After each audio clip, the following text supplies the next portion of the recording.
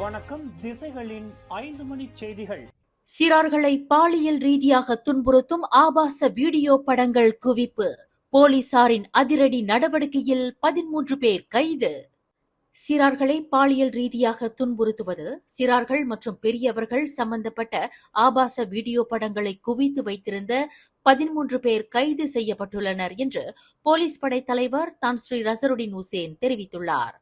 மலேசிய தொடர்பு மற்றும் பல்லுடக ஆணையமான MCMC ஒத்துழைப்புடன் தீபகற்ப மலேசியாவில் 6 மாநிலங்களில் மேற்கொள்ளப்பட்ட ஒருங்கிணைந்த சோதனை நடவடிக்கையில் 20க்கும் 74க்கும் இடைப்பட்ட வயதுடைய 13 பேர் கைது செய்யப்பட்டுள்ளதாக IGP தெரிவித்தார். இந்த 13 பேரிடம் இருந்து மொத்தம் 40,000 ஆபாச வீடியோ பட உள்ளடக்கங்கள் பறிமுதல் செய்யப்பட்டுள்ளன. தனிப்பட்ட பதிவாகவும் தங்களின் கணினிகளில் பதிவேற்றமும் செய்யப்பட்ட இந்த ஆபாச வீடியோ படங்கள் பெரும்பாலானவை சிறார்கள் பாலியல் ரீதியாக துன்புறுத்தப்படும் ஆபாச படங்களாகும்.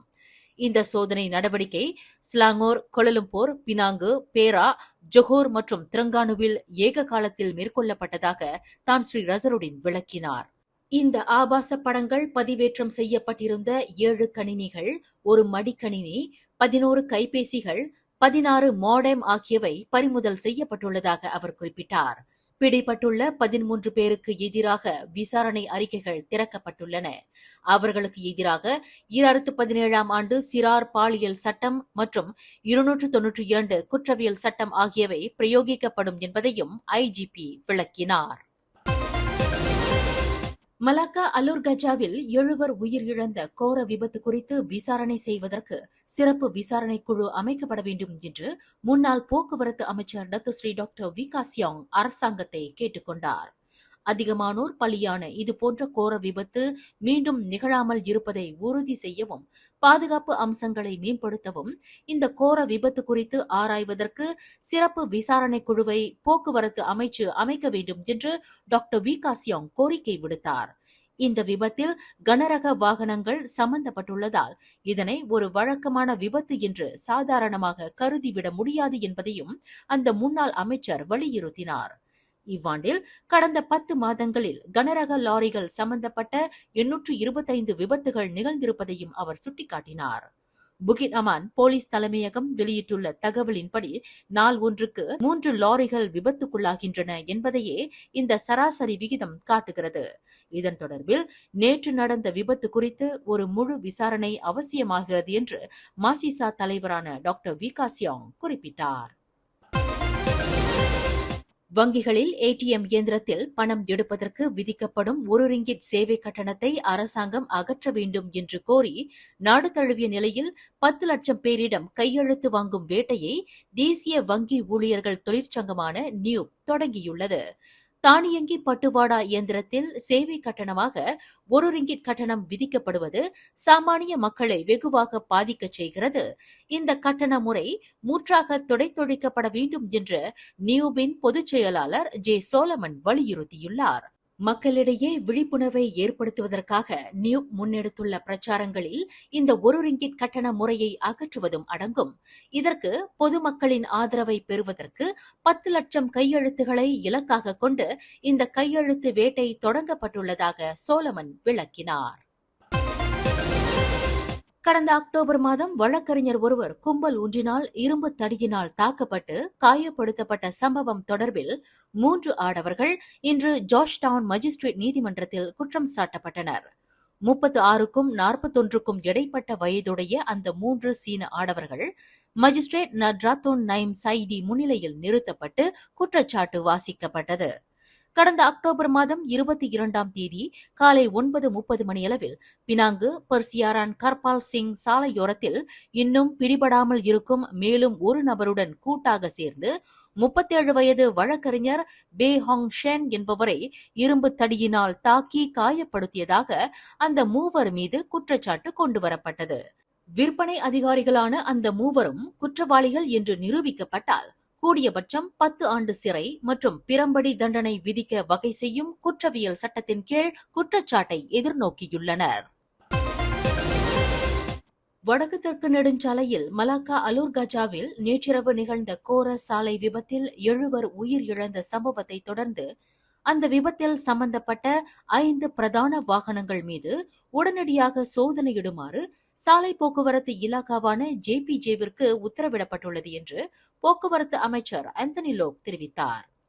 ட்ரெய்லர் லாரியில் இருந்து டயர் கழன்று சுற்றுலா பேருந்தில் மோதி உயிர் பலி சம்பவத்திற்கு வித்திட்ட இந்த விபத்தில் சம்பந்தப்பட்டுள்ள ட்ரெய்லர் லாரி, சுற்றுலா பேருந்து, ஒரு MPV வாகனம் உட்பட 5 வாகனங்களின் நிலை குறித்து ஆராயும்படி ஆந்தனி லோக் குறிப்பிட்டார். இரவு 8:30 மணியளவில் நிகழ்ந்த இந்த கோர விபத்தில் 2 வயது ஆண் குழந்தை உட்பட 7 சம்பவ இடத்திலேயே மாண்டனர். MPV வாகனத்தில் பயணம் செய்த எண்மரில் 5 உயிரிழந்த வேளையில் பேருந்தில் அதன் ஓட்டுநர் மற்றும் பயணி ஒருவர் மரணமடைந்தார். சம்பந்தப்பட்ட வர்த்தக வாகனங்களின் பாதுகாப்பு அம்சங்களில் குறைபாடுகள் இருக்குமானால் அந்த கனரக வாகனங்களின் நிறுவனங்களுக்கு எதிராக கடும் நடவடிக்கை எடுக்கும்படி பரிந்துரைக்கப்பட்டுள்ளதாக ஆந்தனி லோக் விளக்கினார்.